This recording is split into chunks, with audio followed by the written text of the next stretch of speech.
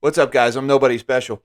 And last week I did a video talking about owner's equivalent rent and how the inflation statistics and the CPI were basically totally bunk because it majorly discounted the effect of rising rents on the inflation reads. And today I came across this article. It was just released today from the Federal Reserve Bank of Dallas, and this is strongly supporting my thesis that we have some seriously big CPI reads that are coming in the months to follow. And really, the more I look into this article, it seems like we're looking at years of big CPI reads.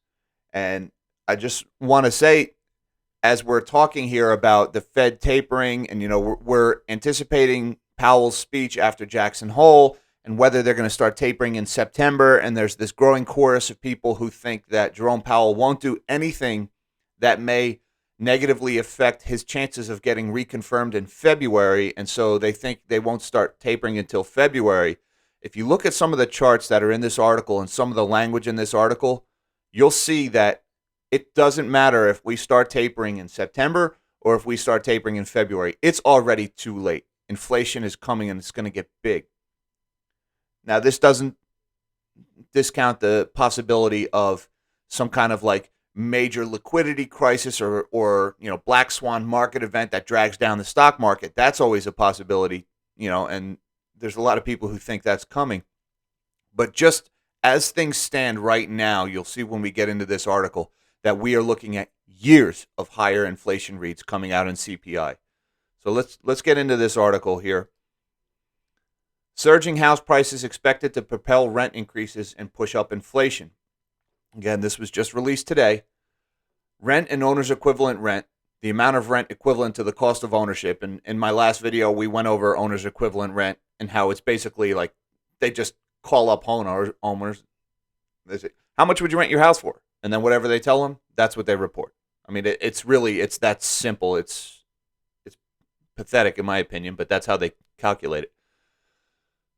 So rent and owner's equivalent rent are among the most important components of the Consumer Pricing Index, CPI, and the Personal Consumption Expenditures, PCE, price index. And here's showing a chart that shows the impact of rent and owner's equivalent rent. Now, off to the left here, here's the impact of actual rents, and then these numerical values are the percentage input to, you got core CPI here in gray at 9.6, CPI at 7.6, core PCE and PCE. Now remember, the difference between core and the regular indicators is core strips out food and energy. Why? Because food and energy are known to be volatile, and I guess the Fed thinks they're less reliable indicators of inflation. Although if you ask me, food and energy are the single most important factors in the average family's budget, and to strip them out of inflation reads is an injustice, if you ask me. But suffice it to say, these four colors here, you've got PCE, core PCE, CPI, and core CPI. Now you can see that rent is not as big of an input, but owner's equivalent rent, look at that, 29.9% of the weighting of CPI, or of core CPI, is owner's equivalent rent. And it's almost 24% of the CPI. So when I say that owner's equivalent rent is a major input to CPI, that is an understatement. Nothing else comes close. There's no other statistic or line item that comes anywhere near the weighting of owner's equivalent rent in these inflation reads. And the last couple of months, even though we've had some very historically high inflation reads, the last couple of months, the rents and the owner's equivalent rent have been very low. I mean, it was only 0.3 and 0.2% rent and owner's equivalent rent in the last CPI read. Think about that, 0.2%. Think about what home prices have done in the last few months. And according to the owner's equivalent rent statistic, the rents have only gone up by 0.2%. Now, we're going to get into a little further here what that means for the near future, because, oh boy, there is a storm coming. There's evidence that house price growth historically has been useful when predicting the inflation rates of rent and OER. Given the recent surge in house prices, both rent inflation and OER inflation are expected to rise in the coming years. That's important. They're not saying in the coming months. They're saying in the coming years. We present forecasts of these inflation rates and discuss the implications for overall inflation. Now, this chart really blew me away when I saw this, okay? So let's put it all in perspective here, what we're actually looking at.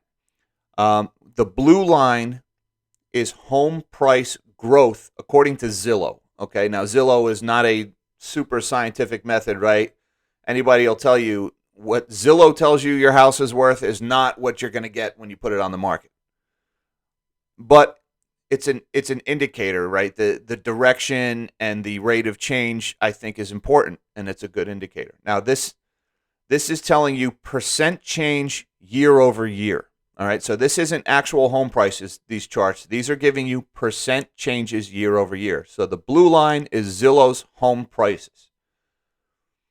The red line is PCE rent inflation, and the orange line is PCE owner's equivalent rent inflation. So if you look here, here's pre-global financial crisis, over 97, 98, 99, right? You see home prices steadily marching upward. And then around 2004, the blue line started to turn almost a little bit parabolic there.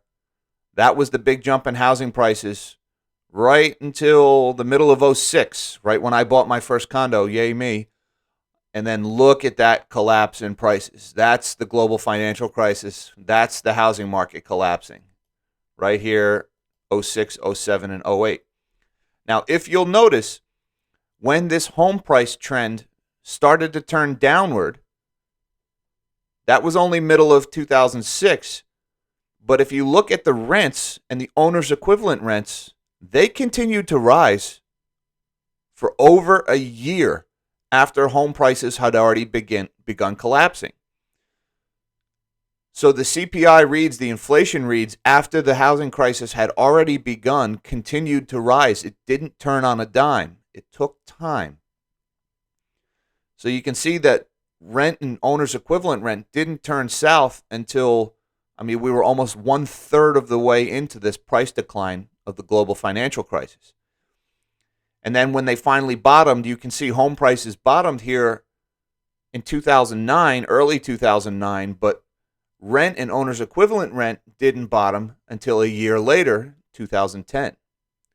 So you've got a year delay between what your home prices do and what your inflation statistics are going to tell you the rents are doing. That's important, a year's delay. All right, now you can come here. You see we've got the decade of the teens where everything just kind of went up slowly. Now look at home prices starting in 2020, right? Here's the pandemic, and here's the real estate market taking everybody by surprise, right? You lock everybody in their house, go figure, all of a sudden people want more house. It makes sense in hindsight, but I don't think anybody could have foreseen a run like this unless you factor in the rate of money printing and what inflation was going to do. But you can see home prices have gone absolutely berserk, parabolic, straight up, since the beginning of 2020. To right now, we're at over a 15% year-over-year change in home prices. Interestingly enough, if you look right now, we are now higher year-over-year price growth than we were at the peak of the housing bubble. So when I looked at this, I remember thinking, oh boy, housing bubble, this doesn't mean we're at a top, but this means this supports the housing bubble thesis. All right. Now, I've talked about in some of my other videos about some of the reasons why I don't think there's a bubble, but there's plenty of reasons out there to support that we are in a bubble. And this chart screams bubble. Just throwing that out there. But if you look, home prices started to turn north in early 2020, and they've kept going straight up. But then look at the red and the brown lines, or the orange lines. Those didn't start going up until a couple of months ago, until mid-2021, and they've barely moved. We've gone from, about 1% to 1.5%, or from about 2% to about 4%. The rents and the owner's equivalent rents have barely budged despite this parabolic move in home prices. And if you go by that there is a 1-year lag, like we've seen in these other, at the bottom of the great financial crisis and at the top of the housing bubble in 2006, this 1-year lag is holding true here, which means we've got a year of rapid increases in owner's equivalent rent and rent. And remember, those are your single most important variables in this complex and convoluted equation that gives us our CPI reading, our inflation reading, the government's official number. Now, if you think about it, we're sitting here talking about, are we going to taper in September? Are we going to taper in February? Or they're never going to taper? Folks, according to this chart, it doesn't matter when and if they ever taper. Because when you look at this chart, this tells me the inflation genie is already out of the bottle. And this is just the reality for the next year to 2 years of our lives. We are going to get some astronomical inflation reads. So let's say Powell starts tapering in September and he crashes the stock market. He goes haywire, right? And, we get this liquidity crisis. We're still going to get high inflation reads for the next year. Let's say Powell does nothing and they keep the printing presses turned on. We're still going to get high inflation reads for the next year. It does not matter what the Fed does in the short term. It's already too late. We have some monster inflation numbers coming over the next year, and this chart supports it. Now, if you think about it, why the delay? Why the delay of 1 year? And I was sitting here thinking, why would somebody wait a year to raise their rents when the home prices are going up? Why is anybody renting their home right now for what they rented it for last year? But talk to anybody who's got a rental property, right? Like my neighbor has a rental property and he's got a tenant in there and he likes his tenant. And he has not raised his rent in years because he's got a good tenant that's actually paying the rent, which is not something you can take for granted these days. And he doesn't want to jeopardize that relationship. So he hasn't raised his rent through this whole fiasco, through this whole rise in housing prices, because he wants to keep the tenant he has. Now, that tenant's not going to be there forever. Eventually, that tenant's going to move out. And if you ask him what's his plan when that tenant moves out, he's going to raise his rent. So the home price is going up. It doesn't translate into an overnight rent increase. People have leases. They're locked into those prices for 6 months, for a year, for 2 years. I mean, if you own a rental property, how long is your lease? And do you like your tenant? If you like your tenant, maybe you don't want to raise the rate because you want to keep them in there. They're taking good care of your house and you have a good relationship and you don't want to get one of these zombie tenants that you can't evict because of the moratorium. But over time, those leases are going to expire and they're going to have to be renewed. And most landlords see these house prices and they say, I'm going to raise my rent. But that takes time. It takes a couple of months for those leases to come due. It takes time for tenants to say, you know what, I've been in this rental house for 3 years. It's time to move on. I'm going to buy my first home, or, jobs moved and now they got to go somewhere else, or maybe they're downsizing, whatever reason. Tenants eventually move out. Then the rents go up. And that explains this 1 year delay between the home prices moving and the inflation numbers moving. And that makes sense. And I couldn't wrap my head around why we're not seeing the rents going up until, at some point you have to take a step back from the charts and the academics of it all, and you have to just put yourself in a real world scenario. You're a landlord. You've got a good tenant who's paying his rent. Are you going to raise it? Are you going to risk losing that tenant right now and have one of these deadbeats move in who's never going to pay you a dime and you can't evict him? So this is starting to make sense. Now, I still don't understand the owner's equivalent rent and how it hasn't gone up, because I've shown some of the charts in my other videos. The rents have gone up by 7%, and yet the statistics still say 0.2%.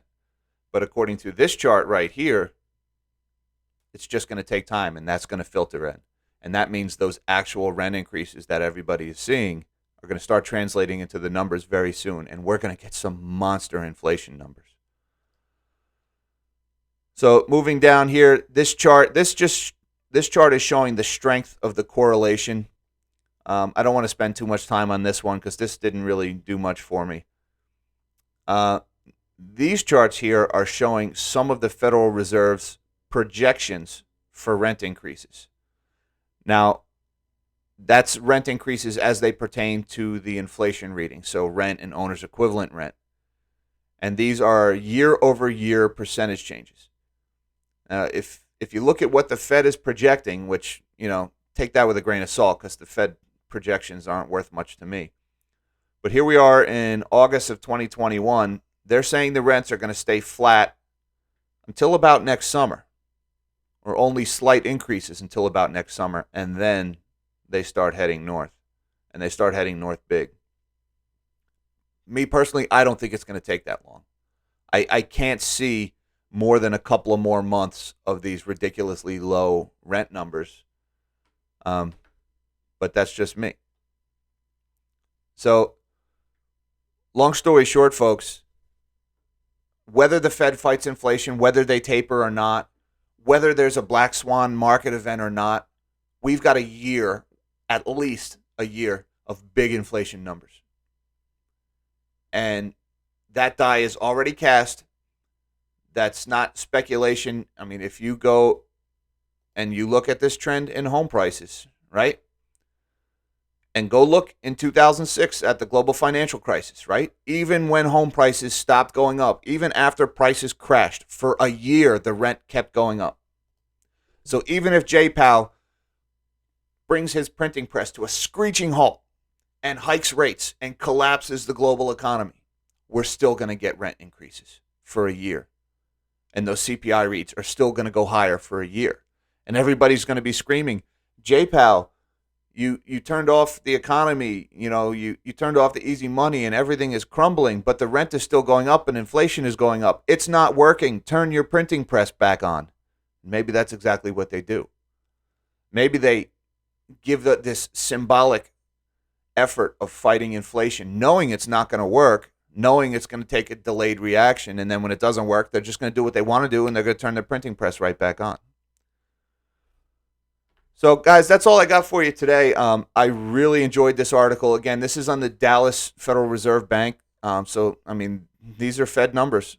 These aren't my numbers, but this supports what we've been saying here, that we've got some seriously big CPI reads coming in the near future.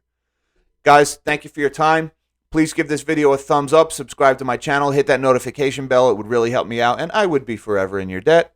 In the meantime, live small and dream big.